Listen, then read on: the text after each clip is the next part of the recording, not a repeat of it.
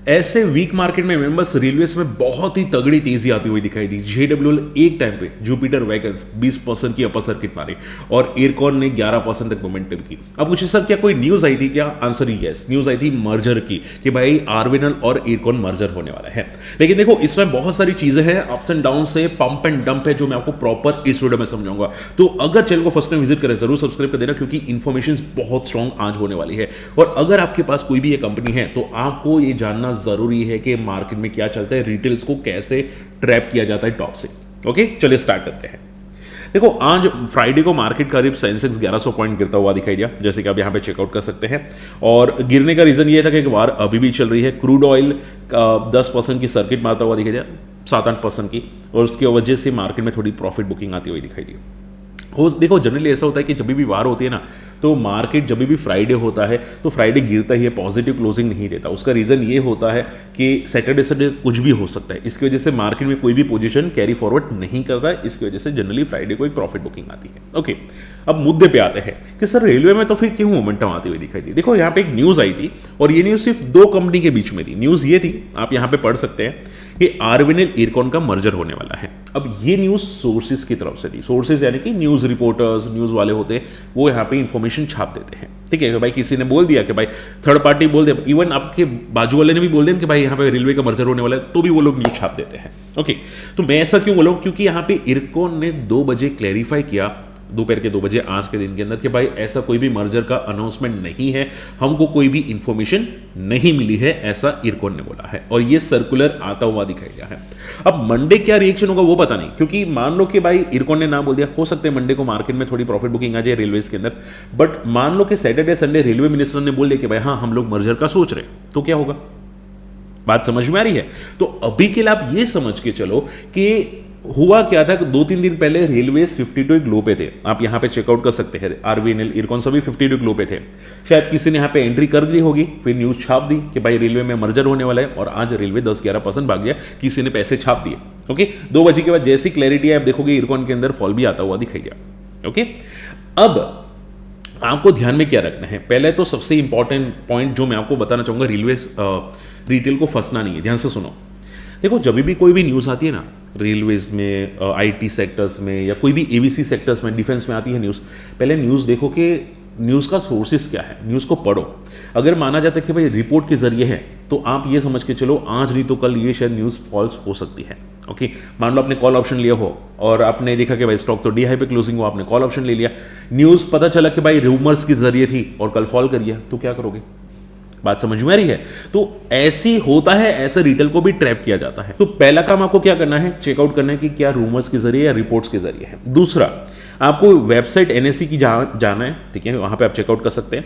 NSC की website open करो, वहां पे सर्च करो स्टॉक का नाम, जिसका भी न्यूज आया हो, एयरकॉन, जेडब्ल्यूएल, वहां पे चेकआउट करो डैशबोर्ड में। जैसे कि आप देख सकते हैं कॉर्पोरेट अनाउंसमेंट में, वहां पे क्या कोई आज की डेट की कोई न्यूज आ रही है या कल की डेट की कोई न्यूज आ रही है जिसकी वजह से स्टॉक भागा। अगर मान लो ऐसी कोई न्यूज नहीं है तो आप ये समझ के चलो ये फेक न्यूज हो सकती है। बात समझ में आ रही है?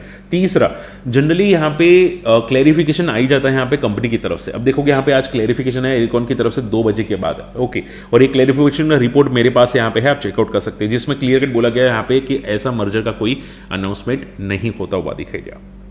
ठीक है, जिसकी वजह से हो सकता है शायद आपको थोड़ी बहुत प्रॉफिट बुकिंग आगे जाके दिखाई दे, बट मोस्ट प्रोबेबली आप ये समझ के चलो ये न्यूज अभी के लिए फॉल्स है। ओके पॉइंट नंबर 3, सर तो फिर क्या ये रैली खत्म, रेलवेज खत्म? आंसर इज नो, रेलवेज खत्म नहीं हुए हैं। देखो घबराने की जरूरत नहीं होती, मार्केट में आप सिर्फ ये समझ के चलो कि साइकिल होती है, एक फेस होता है। अब बड़े प्लेयर स्टॉक को बहुत मैनिपुलेट करते हैं, जिसकी वजह से रिटेल स्टेप हो जाते हैं और उसके बाद वो लोग पंप एंड डंप करके चले जाते हैं। वो मैं आपको इस वीडियो में समझाऊंगा अगर पॉसिबल हुआ तो, बट ये एक फेस होता है। आप ये समझ के चलो कि ये काफी पिट चुके हैं। अब अगर कोई अच्छी न्यूज आती है तो डेफिनेटली जंप बम तो दिखाई देगा। ठीक है चलिए पॉइंट नंबर 4, अब मान लो कि सर आगे जाके ये न्यूज कंफर्म होगी 6 महीने बाद, 7 महीने बाद कि भाई रेलवे मर्जर होने वाला है, तो क्या पॉजिटिव होगा? डेफिनेटली यस पॉजिटिव होगा, क्योंकि आपने देखा होगा अभी पीएसयू बैंक्स, ठीक है पीएसयू बैंक्स बहुत सारे 52 हाई लगा रहे थे, बैंक ऑफ महाराष्ट्र वगैरह वगैरह बहुत सारे 52 हाई लगा रहे थे। क्यों लगा रहे थे? मर्जर की न्यूज आती हुई दिखाई थी, जिसकी वजह से लगा रहे। तो हमेशा याद रखो मर्जर की न्यूज पॉजिटिव होती है और उसकी वजह से मूव्स आती हुई आपको जरूर दिखाई देती है, बट न्यूज कंफर्म होनी चाहिए। आई होप ये पॉइंट क्लियर हो रहा है। चलिए अब फटाफट बात करते हैं अगले पॉइंट की। सर तो फिर अब बताओ कि मान लो ये न्यूज़ फॉल्स है, अब रेलवे में क्या हो सकता है, समझो। देखो पहले आपको ये समझना होगा कि रेलवेज में इतनी अच्छी न्यूज़ आ रही है। आपने देखा होगा कि भाई इरकॉन को इतने अच्छे ऑर्डर्स मिले, आरवीएनएल को ऑर्डर्स मिले, मैं आपको यहाँ पे फॉरवर्ड कर दूंगा। तो भी ये रेलवे क्यों नहीं भाग रहा है? उसका रीज़न है कि इसकी वैल्यूएशंस। बहुत कंपनी होता क्या कि बड़े प्लेयर्स अगर कंपनी को फ्यूचर ग्रोथ नहीं दिखाई देता कंपनी के अंदर और वैल्यूएशंस बहुत स्ट्रेच हो जाती है तो वो मोमेंटम नहीं करते। मैं आपको चार्ट्स बताना चाहूंगा, यहाँ पे फोकस कीजिएगा। देखो आपको ये आरवीएनएल का चार्ट दिखाई दे रहा है। आरवीएनएल का चार्ट के अंदर 2020 से पहले 2022 तक आप देखोगे प्योरली रेंज में था। उस टाइम पे क्या कंपनी प्रॉफिट नहीं कर रही थी? उस टाइम पे क्या ग्रोथ नहीं थी? ग्रोथ थी, प्रॉफिट था। बट एक टाइम पे यहाँ पे गवर्नमेंट ने एक स्टेटमेंट बोल दिया संसद के अंदर कि भाई कोई भी पीएसयू बैंक्स फोकस कर लो, पॉजिटिव ही आपको दिखाई देगा। उसके बाद पूरे पीएसयू सेक्टर्स में मोमेंटम आती हुई दिखाई दी, चाहे रेलवे ले लो, पीएसयू बैंक्स ले लो। ओके, उसके बाद आप देखोगे 2024 के अंदर एक टॉप बना। ठीक है, अब उस टाइम पे जब टॉप बना था तब आरवीएनएल का जो पीई था, प्राइस टू अर्निंग था, वो 80 को क्रॉस कर चुका था। अब आप सोचो कोई भी गवर्नमेंट कंपनीज क्या कभी आपने 80 का पी देखा होगा, 60 का पी देखा होगा, 70 का पी देखा होगा? ये आरवीएनएल 5, 6, 7 की पी पे ट्रेड करी थी। तो 80 का पी इतना ज्यादा क्यों हो गया? पता क्यों? क्योंकि पंप एंड डंप हुआ था। अब पता नहीं म्यूचुअल फंड ने किया हो, एफआई ने किया हो, लेकिन ये प्योरली पंप एंड डंप था। ठीक है, क्योंकि उसके पहले भी रेलवे कमा रही थी, उसके पहले भी एक्सपेंशन प्लान्स थे, उसके पहले भी सब कुछ था। बट गवर्नमेंट ने यहाँ पे एक न्यूज़ बोल दी, थोड़े से 1-2 नए प्रोजेक्ट्स आ गए, उसके बाद आप देखोगे लगातार वर्टिकल जाता हुआ दिखाई दे। और ऐसे नहीं प्रोजेक्ट्स आज नहीं मिल रहे, आज भी मिल रहे हैं, बट ये वैल्यूएशंस का खेल होता है। ठीक है, तो जो अंडर वैल्यूड होता है, बड़े प्लेयर्स हमेशा याद रखो, ध्यान से सुनो, रिटेल्स वहीं से ट्रैप होते हैं।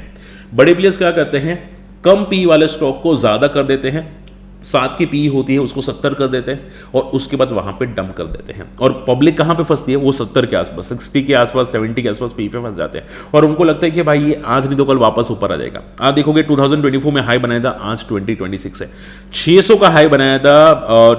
अक्टूबर मंथ के आसपास आप देखोगे 300 का लो मारा था, आधा हो चुका है, 50%। ठीक है, बहुत सारे लोग 600 पे फंसे होंगे। ये हमेशा याद रखिएगा कि टॉप पे फंसना नहीं है। वैल्यूएशंस को चेक करो, आज नहीं तो कल वो फॉल करेगा अगर वैल्यूएशंस हाई है तो। भले गवर्नमेंट के प्रोजेक्ट्स मिलते हैं, ऑर्डर्स मिलते हैं, फलाना है, ढिंकाना है, कुछ भी है, लेकिन वैल्यूएशंस इंपॉर्टेंट फैक्टर करते हैं। पॉइंट नंबर 2, अब मान लो कि सर ये बात समझ में गई, अब ये बताओ कि हम लोग अगर फॉल होता है तो हम लोग ट्रैप ना हो, उसका क्या रीजन है, क्या लॉजिक हो सकते हैं? ध्यान से सुनो, ये मेरे वीडियो का सबसे बेस्ट मेन पॉइंट है। देखो कभी भी मंथली चार्ट देखना, जैसे कि आप यहां पे आरवीएनएल का देख सकते हैं, मंथली चार्ट के अंदर जब भी आपको बहुत बड़ी रेड कैंडल की क्लोजिंग दिखाई दी, आप ये समझ के चलो कि वहां पे एक प्रॉफिट बुकिंग के साइंस दिखाई दे रहे और वो एक टॉप बना चुका है। जैसे कि आप यहां पे देख सकते हैं 2024 जुलाई मंथ के अंदर, जुलाई अगस्त मंथ के अंदर आसपास आप देखोगे 2024 के अंदर, वहां पे 3 कैंडल एक साथ थी, green candle, pick pause candle, फिर एक रेड कैंडल। ठीक है, तो रेड कैंडल की क्लोजिंग अगर आप देखोगे 500 के आसपास थी। ओके, 600 से 500, ये बहुत बड़ी रेड कैंडल थी। ये क्लियर बता रहा था कि वहां पे किसी ने तगड़ा सेलिंग किया था। ये जो 3 महीने था ना, जून जुलाई अगस्त का 2024, वहां पे किसी ने तगड़ा सेलिंग किया था। तो ये तगड़ा सेलिंग के बाद आप देखोगे 550 का स्टॉक 300 पे आके रुक गया। ओके, अभी भी चल नहीं रहा है। तो हमेशा याद रखो कि जब भी आपको टॉप रेड कैंडल दिखाई देती है, जब तक वो रेड कैंडल का हाई क्रॉस ना करे मंथली चार्ट पे, तब तक ये समझो वो टॉप बना चुका है। जैसे कि आप यहां पे देखो 2024 से पहले जस्ट एक रेड कैंडल बनी थी, मेरी स्क्रीन को फोकस कीजिएगा, रेड कैंडल बनी थी, उसके बाद उसने ब्रेकआउट किया था और वो रेड कैंडल बनी थी अराउंड 300 के आसपास। जैसे 300 का लेवल ब्रेक हुआ, उसके बाद देखो 600 तक जाता हुआ दिखाई दिया। ठीक है, फिर 600 पे रेड कैंडल बनी, फिर उसका हाई ब्रेक हुआ नहीं। हमेशा याद रखो जब भी मंथली चार्ट पे रेड कैंडल बनती है वो एक रेड टॉप बन चुका है और उसके बाद बहुत जल्द रिकवर नहीं करेगा। ये बात हमेशा याद रखना, कोई भी स्टॉक आप ट्रेड करो उसमें ये लॉजिक पकड़ के चलना। ठीक है, तो आपको हमेशा याद रखना कि वो रेड कैंडल के ऊपर का ही ब्रेकआउट देखना है, उसके पहले ब्रेकआउट भी नहीं देखना है। ठीक है, अगले पॉइंट आ जाते हैं। अब रेलवे का फ्यूचर ग्रोथ क्या दिखाई दे रहा है आरवीएनएल का? तो आरवीएनएल आप देखोगे यहाँ पे उसका एक वेबसाइट है simplyworld.st करके, जिसमें आप देखोगे 2028 तक इनका रेवेन्यू कोई ज्यादा अच्छा ग्रो नहीं होगा बट लिमिटेड ग्रोथ होगा। आईआरएफसी की बात करने जाए, आईआरएफसी की अगर बात करने जाए तो इसका ईपीएस होगा, अर्निंग पर शेयर, वो 2026 से 28 तक अच्छा खासा ग्रोथ आपको दिखाई दे सकता है। ठीक है, जो पहले अराउंड 5 के आसपास था वो शायद 7 को टेस्ट करता हुआ दिखाई दे सकता है 2028 तक। यानी कि फ्यूचर ग्रोथ ये कौन करता है? बड़े दिग्गज एनालिस्ट होते हैं, वो करते हैं कि भाई इसका फ्यूचर ग्रोथ अच्छा है आरवीएनएल आईआरएफसी का। ठीक है। इसके अलावा जुपिटर वैगन्स की बात करें तो जुपिटर वैगन्स में भी यहाँ पे फ्यूचर ग्रोथ अच्छा दिखाई दे रहा है, ये 3 दिग्गज एनालिस्ट बता रहे।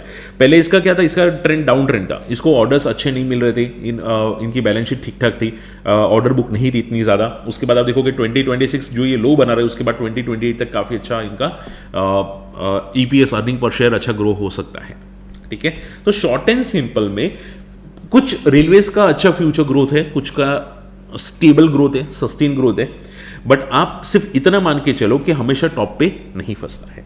ओके, चलिए आखिरी पॉइंट पे आ जाते हैं कि सर चलो मान लो टॉप पे फंस गए, अब क्या, अब क्या क्वेश्चन आता है।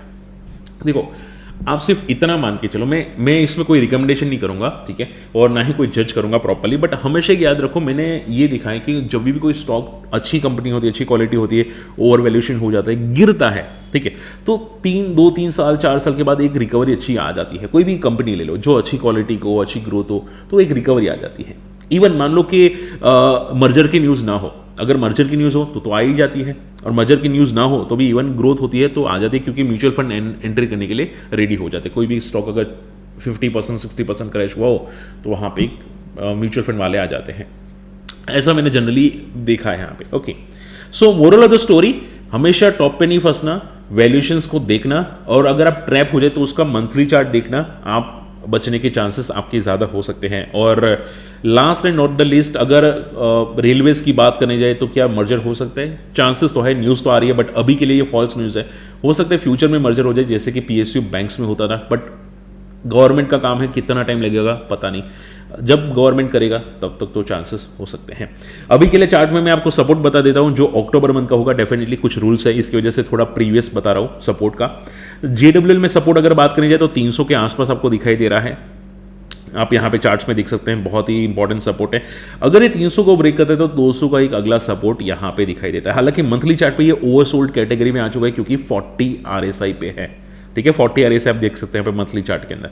तो जनरली 40 RSI पे होता है, उसको अगर ब्रेक करके वापस अप ट्रेंड करता है मंथली चार्ट पे तो एक पुल बैक्स आता है, हो सकता है थोड़ा एक परसेंटेज वाइज पुल बैक हो, अच्छा खासा पुल बैक हो, बट एक पुल बैक आता है, ठीक है। इसका एक रेजिस्टेंस है JWL का 400 के, अगर 400 का मंथली चार्ट पे क्लोजिंग आती है तो एक ब्रेकआउट दिखा जा सकता है, ठीक है। तो शॉर्ट एंड सिंपल में अभी इतने पैनिक की जरूरत नहीं है, क्योंकि काफी ओवरसोल्ड है, बहुत सारे रेलवेज 40 RSI पे है, बट अभी के लिए ये न्यूज़ फॉल्स है, टेम्पररी पुलबैक्स है। अगर बड़े प्लेयर्स आते हैं, म्यूचुअल फंड्स आते हैं, इसको थोड़ा सा ड्रैग करके खींचते हैं तो हो सकता है वापस ये रिकवरी या रैली कर दे, ठीक है। चलिए, होप आज का वीडियो पसंद आया, वीडियो शेयर करना, चैनल सब्सक्राइब कर लेना, और अगर आप हमारी कम्युनिटी में आना चाहते हैं, बहुत सारे लोग हैं, काफ़ी लोग मुझे क्वेश्चंस पूछते रहते हैं, आपको म्यूचुअल फंड के रिलेटेड कोई भी गाइडेंस चाहिए तो मैं म्यूचुअल फंड डिस्ट्रीब्यूटर हूँ, आप डीमेट अकाउंट ओपनिंग कर सकते हैं हमारी लिंक से, आप अपने फैमिली मेंबर्स का कर सकते हैं, मुझे कोई भी सवाल पूछ सकते हैं हमारा कम्युनिटी में ज्वाइन करके, ठीक है। मैं आपको म्यूचुअल फंड रिलेटेड कोई भी गाइडेंस प्रोवाइड कर दूंगा, ठीक है, आपका फैमिली का future growth guidance mutual fund related आपको सपोर्ट कर दूंगा, ठीक है। बाकी मिलते अगले वीडियो में, बाय।